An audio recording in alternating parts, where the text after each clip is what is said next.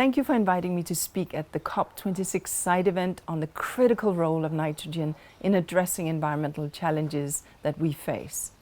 My congratulations and thanks to the government of Sri Lanka for its leadership on sustainable nitrogen management following the adoption of the Colombo Declaration and the UN Environment Assembly 4 resolution on sustainable nitrogen management. My thanks also to His Excellency Gotabaya Rajapaksa, the President of Sri Lanka, for his leadership on the nitrogen issue. And because UNEP is only as strong as its partners, my deep appreciation to Professor Mark Sutton, Director of the UK Centre for Ecology and Hydrology and Chair of the International Nitrogen Management Initiative.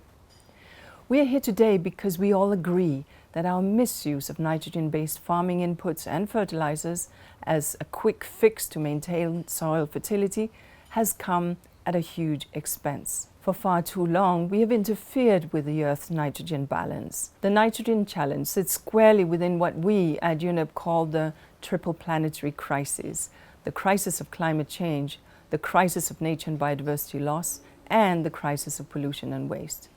Because nitrogen impacts each and every one of these crises. Allow me to share 3 messages as you deliberate today. Firstly, we can break the silos.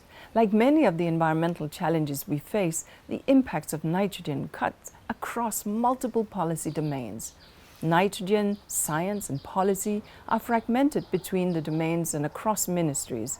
So, it's only apt that at COP26, as we gather to step up manifold on the actions we must take on climate, we pull together actions that policymakers can take to address the nitrogen challenge. Because, as IPCC has noted, nitrous oxide is a huge contributor to climate change, and it is one that needs far greater attention in the policy domain. And secondly, we have the opportunities to work together, but we must make the most of them. Following the adoption of the UNEP 4 resolution on sustainable nitrogen management, UNEP has established an intergovernmental nitrogen working group that includes designated national focal points in 44 countries. The aim of this group is to talk across relevant multilateral environmental agreements and programs to accelerate joint progress on nitrogen-related challenges. And I'm really pleased to note that the first draft of the post-2020 Global Biodiversity Framework that is being negotiated right now calls for a reduction of nutrients lost into the environment by at least half. And UNEP's Global Partnership on Nutrient Management has been promoting dialogues and actions with academia, the scientific community, and NGOs towards addressing this call. And my third point, deliver on the Colombo Declaration.